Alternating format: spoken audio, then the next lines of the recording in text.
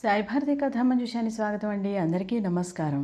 మంచి మంచి కథలకై మరియు జోకులకై తప్పక నా ఛానల్ని లైక్ చేసి సబ్స్క్రైబ్ చేసి షేర్ చేస్తారని భావిస్తూ ఇవాల్టి జోకులు. పంకజం పేపర్ చదువుతోంది హాల్లో సోఫాలో దర్జాగా కూర్చొని. ఇంతలో రొసరసలాడుతూ వంటింట్లోంచి గరిటో చేత్తో గిన్నో చేత్తో పట్టుకొని వచ్చాడు భర్త ఆరుముగం. పంకజం ఏమిటి అన్నట్టు మెడ పక్కకు తిప్పగానే ముందు రేడియో కట్టేస్తావా లేదా, లేకపోతే నేను వంట చెయ్యనంతే అన్నాడు పిచ్చి లేసిన వాడిలా.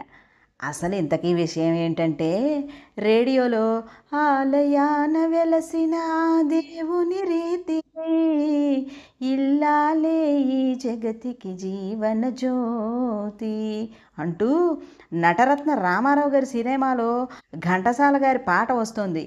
మరేనమ్మా ఈవిడేమో లార్డమ్మ మొగుళ్ళలాగా దర్జా వెళ్ళబోస్తూ ఉంటే ఆర్ముగమేమో వంటింట్లో చెమట్లు కక్కుతుంటే అస్సలు సిచ్యుయేషన్కి సింక్ అవ్వని ఆ పాట విని పిచ్చి లేవక ఏమవుతుంది పాపం.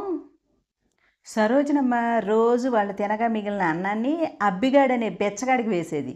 ఓ రోజు ఎందుకు అడగాలనిపించిందో ఏమో, ఒరే అబ్బిగా నువ్వు తినగా మిగిలిన అన్నం ఏం చేస్తావురా అని అడగగానే మరే మరే మెత్తగా రుబ్బి ఎండబెట్టి వడియాలు చేసి సైడ్ బిజినెస్గా అమ్ముకుంటానండి అమ్మగారు అంటూ చల్లగా చెప్పి వెళ్ళిపోయాడు. సచ్చింది గొర్రె. మొన్న మధ్య బజార్ నుంచి వడియాలు తెప్పించుకుంది సరోజనమ్మ. కొంపదీసి వీడు అమ్మినవి కాదు కదా అంటూ నాలికి కొరుక్కుంది. బాధపడకండమ్మా సరోజనమ్మ, బజార్లో కొనే వస్తువులన్నీ సర్వమంగళాలే.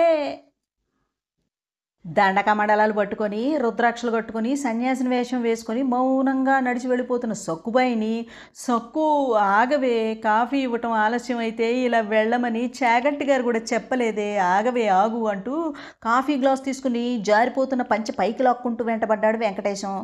అయ్యో అయ్యో ఇదేమి జంబలక్కడి పంపే తల్లి, తిక్క సన్నాసి ఎన్నని చేస్తాడే ఒంటి చేత్తో, కూసంత ఆలస్యం అయితే మరీ ఇలా అహంగచ్చామహా అంటూ వెళ్ళిపోతారుటే సక్కు అంటూ బామ్మగారు కూడా అరిచారండి బాబు. సక్కు గారు సక్క వచ్చేయండి, ఫిల్టర్ కాఫీ వేస్ట్ అయిపోద్ది. టిక్కుటాక్కుమంటూ రెడీ అయిపోయి టై కట్టుకుని టక్కు చేసుకుని వచ్చిన రాంబాబుని టై పుచ్చుకుని లాగి మరీ తనబోయాడు రాజు. వెంటనే రాంబాబు తప్పైంది బ్రో అంటూ బతిమలాడుకున్నాడు కొట్టకుండా.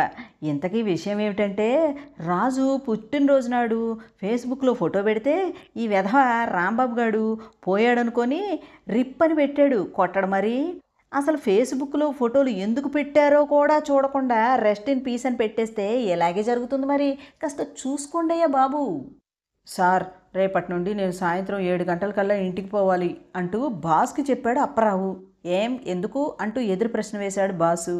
మీరిచ్చే జీతం సరిపోవట్లేదు, రాత్రికి రిక్షా తొక్కాలి అంటూ నసిగాడు అప్పారావు. అయితే రాత్రికి నీకేమైనా ఆకలేస్తే బ్రిడ్జి దగ్గరకు రా, నేను అక్కడ రోజు పానీపూరి అమ్ముతుంటా అంటూ చెప్పాడు.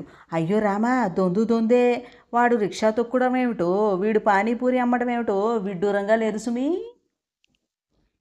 విన్నారు కదా ఫ్రెండ్స్, ఈ జోకులు కనుక మీకు నచ్చినట్లయితే తప్పకుండా ఈ వీడియోకి ఒక లైక్ ఇవ్వండి. అలాగే కొత్త వారు ఎవరైనా సరే ఈ వీడియోని చూస్తున్నట్లయితే తప్పకుండా నా ఛానల్ని లైక్ చేసి సబ్స్క్రైబ్ చేసి షేర్ చేస్తారని భావిస్తూ మరిన్ని మంచి జోకులతో మరో రోజు మీ ముందుంటాను. అంతదాకా సెలవు.